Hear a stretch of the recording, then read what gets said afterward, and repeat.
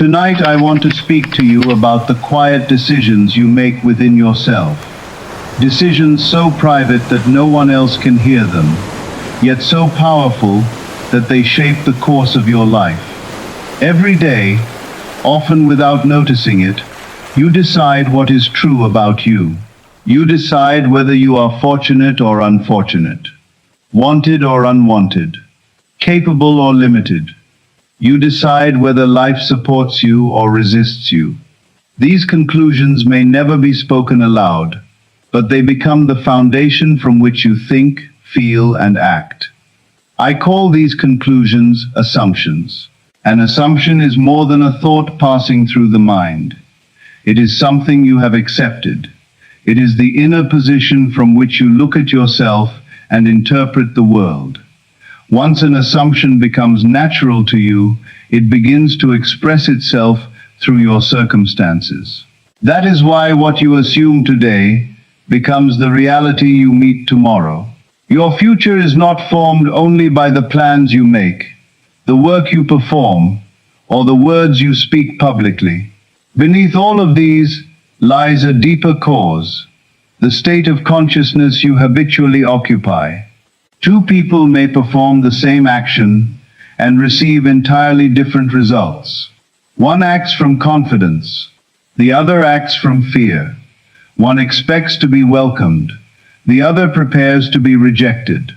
Although their outer behavior may appear similar, inwardly they are living in different worlds. The state is the cause. The event is its expression. Most people give all their attention to events. They struggle with circumstances, argue with appearances, and attempt to force the world into a new arrangement. Yet the visible world is only the final stage of a process that began within consciousness. If you wish to change the result, you must begin where the result was conceived. You begin with the assumption. Perhaps you are dissatisfied with some area of your life. You may be concerned about money, work, health, love, or your place in the world. The usual response is to study the problem endlessly. You gather evidence, revisit disappointments, and ask how the difficulty became so great. But every hour spent dwelling in the problem makes the problem more natural to you. You become familiar with the feeling of being trapped. You learn the language of lack. You carry on imaginary conversations in which you explain why nothing has changed. Before long, the condition is no longer something you experience. It becomes part of the way you define yourself. You may say, "I am trying to solve a financial problem." Yet inwardly, you may have accepted, "I am a person who never has enough." You may say, "I want a loving relationship." Meanwhile, a quieter voice is saying, "People always leave me." You may sincerely desire success, while continuing to see yourself as overlooked, unprepared, or unworthy of recognition. The desire points in one direction, while the assumption carries you in another. Desire alone does not determine your experience. You may desire something intensely and still remain inwardly identified with its absence. A thirsty man desires water, but his thirst is evidence that he feels separated from it. In the same way, when you continually long for a condition, you may be confirming that it is not yet yours. The secret is to move from wanting into having, not physically at first, but inwardly. This does not require pretending that an outer fact has already changed. It requires entering the state you would occupy if the change were complete. Suppose you received the answer you have been waiting for. What would be different within you? Perhaps the tension would leave your body. Your thoughts would become quieter. You would no longer check repeatedly for signs. A sense of relief might replace the urgency you have been carrying. That relief is part of the fulfilled state. The fulfilled state is rarely noisy. It does not need to announce itself every moment. When something truly belongs to you, You are not constantly trying to convince yourself that you possess it. Think of your own name. You do not spend the day repeating it in desperation. You accept it without effort. It feels natural.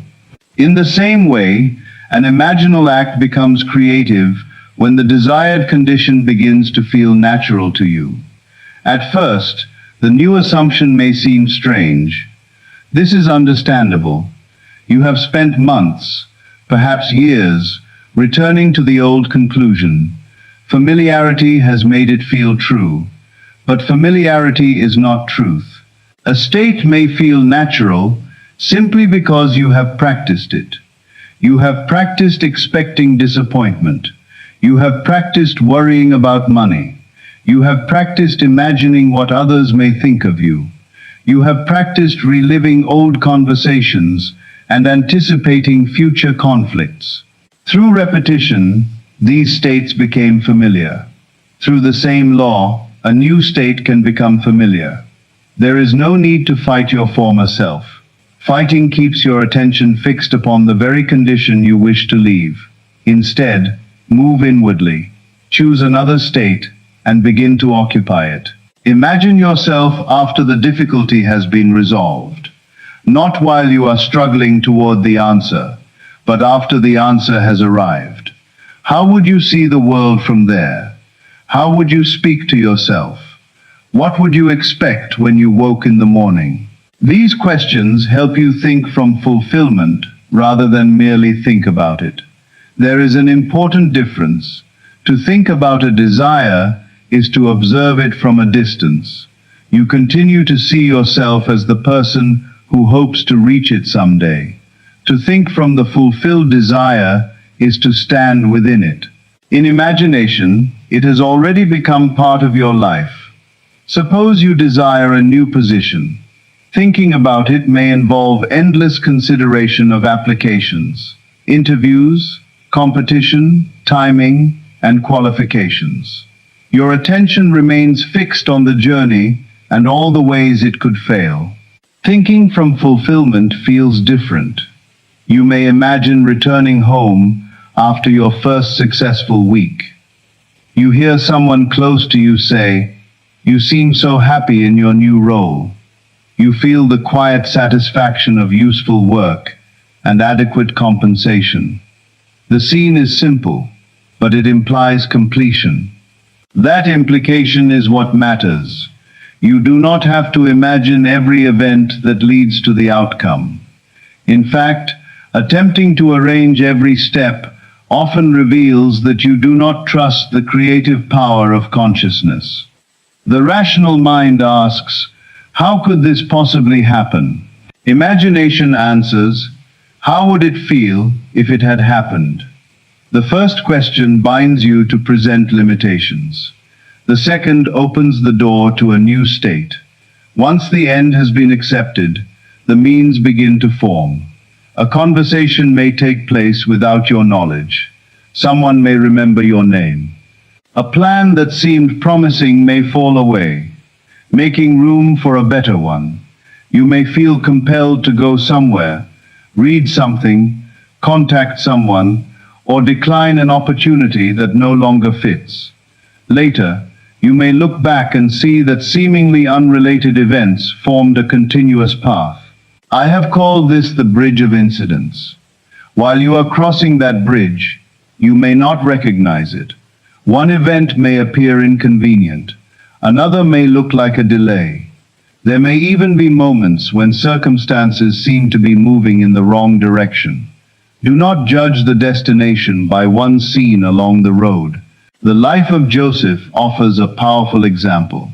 He dreamed of elevation, yet the visible path carried him through betrayal, slavery, false accusation, and imprisonment. If he had treated each event as the final verdict, he could have concluded that the dream had failed. But the prison was not the conclusion. It was part of the bridge. The people he met there, the abilities he expressed, and the timing of his release all contributed to the fulfillment of what had first appeared only as a vision. Your present circumstances are also scenes. Some have been produced by assumptions you no longer wish to maintain. Others may be carrying you toward a destination you cannot yet see. In either case, appearances need not determine the state you occupy now. The outer world is delayed evidence. What surrounds you today largely reflects what has already been accepted, feared, expected, or imagined. Reacting blindly to those conditions carries the past forward. Imagine shouting into a valley and hearing your words return as an echo. You would not argue with the echo. You would understand that it is repeating a sound already made. Much of what you encounter in life is an echo. Yet people hear the echo and create the same sound again. A person feels ignored, sees evidence of being ignored, and concludes, "No one values me." The conclusion sends out the same command, and life continues to answer it. Another person experiences a financial setback and says, "This always happens to me." The event becomes proof of an identity, and the identity prepares the next event. You interrupt this cycle by refusing to derive your identity from the echo. The condition may still be present, but you no longer accept it as a prophecy. You say inwardly, "This is evidence of a former state. It does not tell me who I must be now." Then you return to your chosen assumption. This return is persistence. Persistence is often misunderstood as effort, strain, or constant mental repetition. But true persistence is simply faithfulness to a state. You do not have to force yourself to feel intense emotion throughout the day. Neither must you repeat an affirmation thousands of times. You are asked only to stop giving final authority to the opposite conclusion. Doubt may arise. Let it pass without turning it into a story. Fear may visit. Do not build a home for it. An unwanted thought has little power until you agree with it, develop it, and begin to feel that it describes reality. There is a difference between noticing fear and becoming the frightened person. You can observe an old reaction without returning to the old identity. Perhaps a familiar thought appears. Nothing is changing. Instead of arguing with it, gently remember, the visible world is not the cause. My work is to remain faithful to the state I have chosen. Then feel your way back into the end. Every sincere return loosens your attachment to the former state. Eventually, the desired condition no longer feels like a distant possibility. It begins to feel reasonable. Later, it feels natural. When it becomes natural, the inner work has taken root. Naturalness is more important than excitement. People often believe they must maintain a dramatic emotional high in order to create change. They confuse emotional intensity with conviction. Yet the deepest convictions are usually quiet. You may feel excited when you first receive good news, but after some time, the new condition becomes part of ordinary life. You no longer celebrate it every hour. You simply live from it. That ordinary feeling is what you seek in imagination. If you desire financial security, you are not required to picture yourself shouting with joy over money each night. You may instead feel the calm of knowing your obligations are met. If you desire love, feel the ease of belonging rather than the desperation of being selected. If health is your concern, enter the quiet normality of moving through the day without thinking constantly about the body. Fulfillment carries peace because the question has been answered. One of the best times to enter this state is just before sleep. As the body grows still and the attention withdraws from the senses, the mind becomes more receptive. The events of the day lose some of their urgency. In this drowsy condition, an imaginal scene may be accepted with less resistance. Choose a short scene that would occur after your desire had been fulfilled. Do not construct an elaborate story. A few seconds are enough. Perhaps you are shaking a friend's hand and hearing, "Congratulations." Perhaps you are looking at a message that confirms the desired result. Perhaps someone you trust embraces you and says, "I'm so happy for you." Enter the scene as a participant. See through your own eyes. Hear the words as though they are being spoken to you. Feel the object you would touch. Allow the scene to carry the mood of completion. Repeat it gently until it feels less like an exercise and more like a memory. Then fall asleep in that mood. You are planting an assumption at the depth where much of tomorrow's behavior and perception will arise. Be careful what you carry into sleep.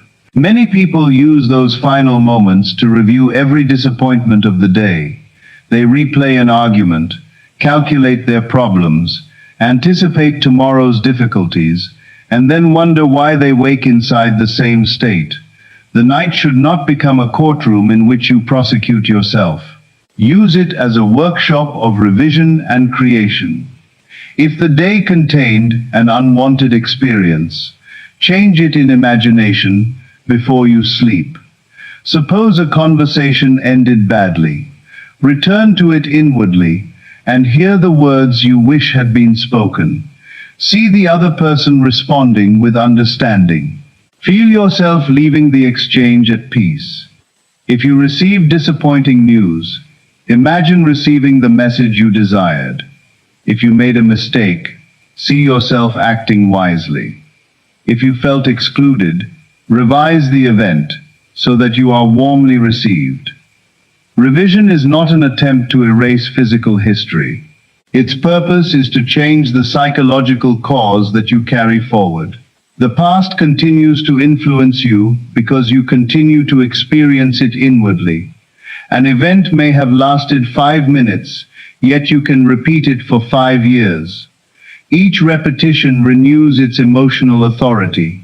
You remember the tone of voice, the expression on a face, and the feeling of humiliation or rejection. The original event has ended, but imagination keeps it alive. Through revision, you withdraw that energy. You replace the old inner experience with one that agrees with the life you now choose. A person who was rejected may revise the scene and feel accepted. A person who failed may experience the event again as success. A person who was treated unfairly may hear words of respect and reconciliation. As the revised scene becomes more real, the identity formed by the old event begins to dissolve. You are not required to remain loyal to painful memories. Many people consider it honest to preserve every wound exactly as it occurred. They believe that changing the inner picture would be a denial of truth. But which truth are they defending? The event is gone. What remains is an imaginal record, and that record is shaping their present reactions. You are free to alter the record. The purpose is not to deceive yourself. It is to stop allowing a former event to create a future of the same nature. Your inner conversations deserve the same attention. Throughout the day, you speak silently with people who are not physically present. You anticipate what they will say. You explain yourself, defend yourself, seek approval, or prepare for conflict. These private conversations reveal the state you occupy. Consider how often you imagine others misunderstanding you. Notice whether you expect criticism before anyone has spoken. Observe the number of times you rehearse rejection in advance. Then ask yourself whether these conversations agree with the future you desire. You need not monitor every thought with anxiety. Simply become aware of the general direction of your inner speech. When you catch yourself creating an unwanted exchange, stop and begin again. Hear the words that would confirm harmony. Allow the other person to speak as you would wish them to speak if the matter were already resolved. More importantly, Feel yourself as the person who naturally receives respect, affection, cooperation, or recognition. The aim is not to control another human being like a puppet. The aim is to change the state from which you relate to them. When your self-concept changes, the relationship must also change. Sometimes the person behaves differently. Sometimes your perception of them is transformed. At other times, life rearranges the relationship entirely. Do not insist on the form. Remain loyal to the essence of the desire. If what you seek is love, become conscious of being loved. If you desire respect, begin with self-respect. If you long for freedom, occupy the feeling of freedom now. The external expression will find its proper form. The same principle applies to action. Living from an assumption does not mean remaining passive. It does not mean ignoring practical responsibilities or waiting idly for life to serve you. A genuine change of state produces a change of movement. From one state, you hesitate. From another, you speak clearly. From one state, you overlook an opportunity. From another, you recognize it immediately. A frightened person and a confident person may enter the same room, but they do not perceive the same possibilities. Action follows identity. When you have accepted a new state, you may feel a natural impulse to write, call, study, travel, apply, apologize, begin, or walk away. Such action is different from desperate effort. Desperation carries the feeling that everything depends upon one human move. It says, "Unless I force this door open, I will lose my chance." Inspired action feels cleaner. You may not know where it leads, but the step itself feels appropriate. Before acting, ask yourself, from which version of myself is this action arising?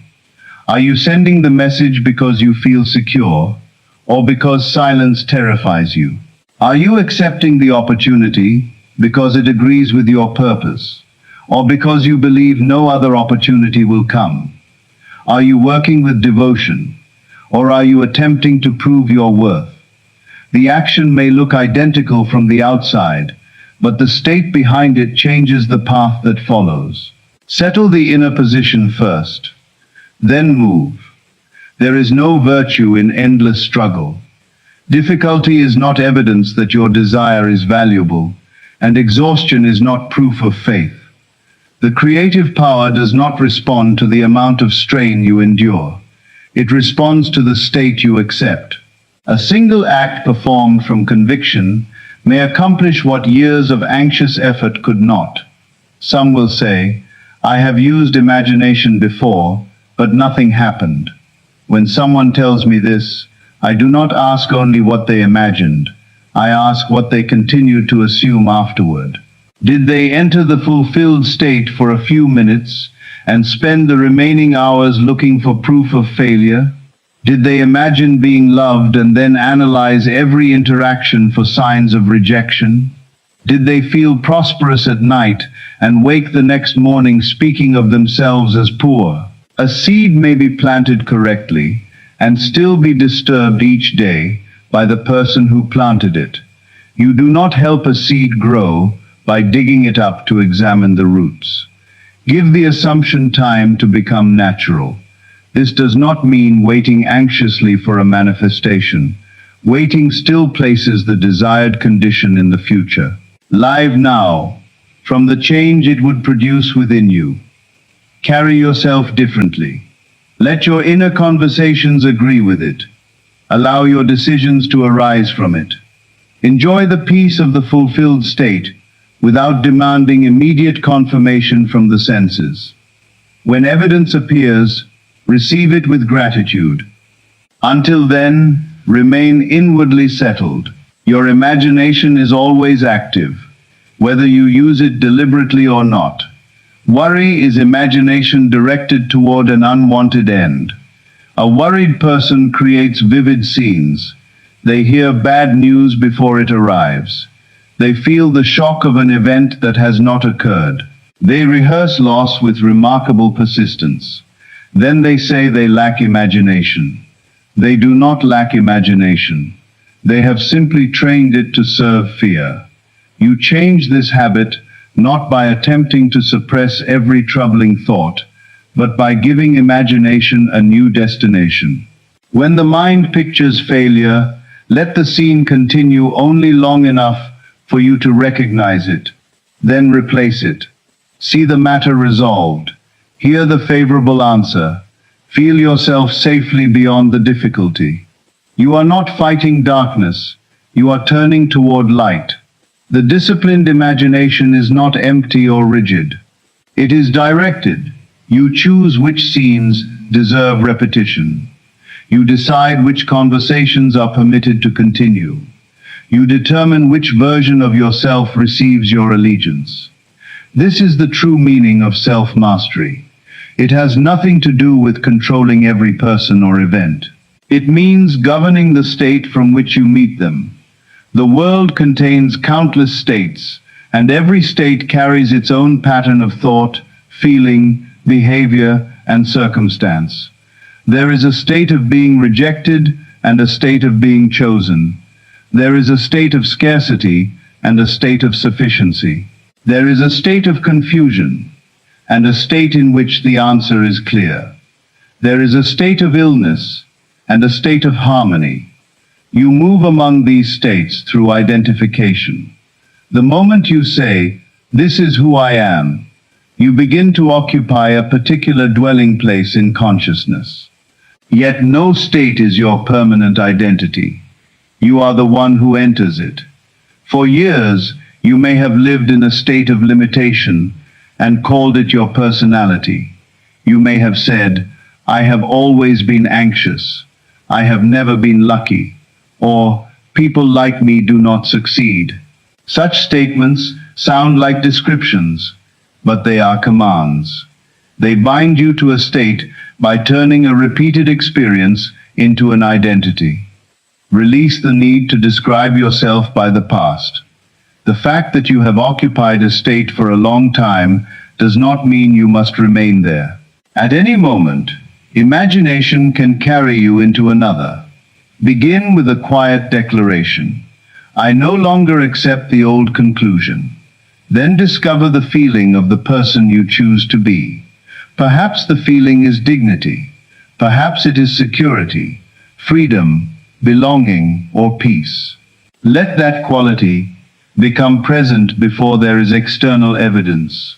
Your assumption today may seem like a small inward adjustment, yet a slight change in direction can lead to an entirely different destination. A ship that alters its course by only a few degrees may reach another continent.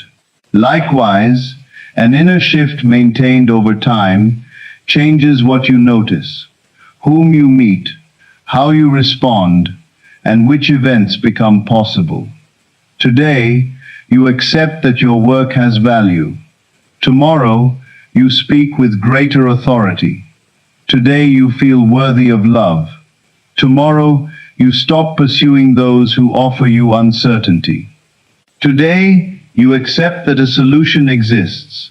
Tomorrow, you recognize an idea that fear had hidden from you. Today, you feel supported by life. Tomorrow, help arrives through a channel you had not considered. The visible change may appear suddenly, but its cause was forming quietly. This is why the present moment is so valuable.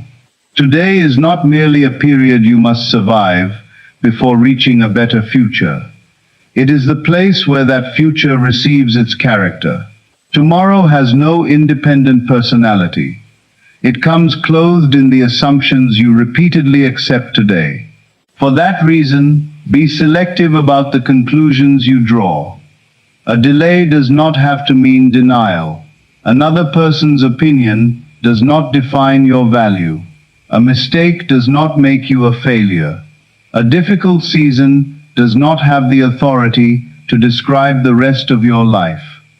Events acquire power through the meaning you give them. Choose meanings that agree with the life you desire. This evening, select one area of your life and make a new inward decision. Do not attempt to repair everything at once. Begin with one clear desire and ask what its fulfillment would imply. Then create a simple scene that belongs to the life beyond the problem. Enter it with as much sensory reality as you can, but do not strain. Let it become intimate and believable. Feel the matter settled. Afterward, resist the temptation to inspect the outer world for immediate confirmation. Carry the new state gently. Tomorrow, when the old reaction returns, remember that it is a habit, not a command. When circumstances present the former story, recognize the echo and answer it from your new state. If you fall back into the old assumption, do not condemn yourself. Condemnation is only another unwanted state. Return. That is all. Return to the scene. Return to the feeling. Return to the identity. Each return is a decision that the past will no longer choose for you. Over time, the new state will cease to feel like an exercise. It will become the place from which you naturally live. Then the world will begin to bear witness. You may call the events coincidence. Others may speak of improved confidence, fortunate timing, personal growth, or unexpected opportunity. The name does not matter. You will know that the change began before anyone else could see it. It began when you accepted a different truth about yourself. It began when you stopped asking circumstances for permission to feel fulfilled. It began when you understood that imagination is not an escape from reality, but the creative beginning of it.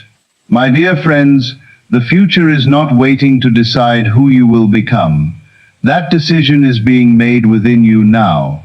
The assumptions you welcome, the conversations you repeat, the scenes you revisit, and the identity you quietly accept are shaping the experiences that will seem to arrive from outside.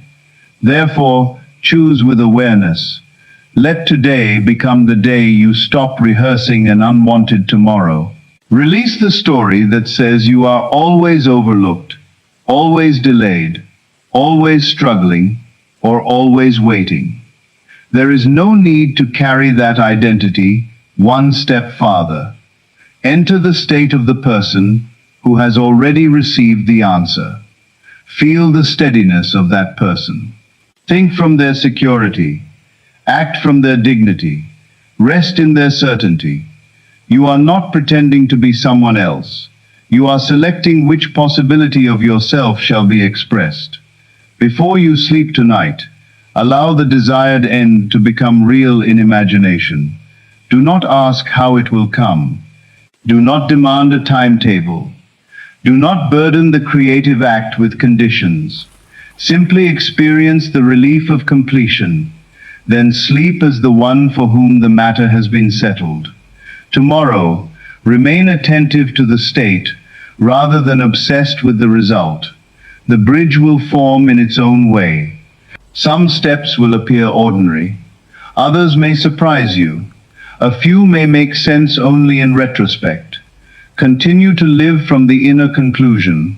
What you faithfully accept cannot remain forever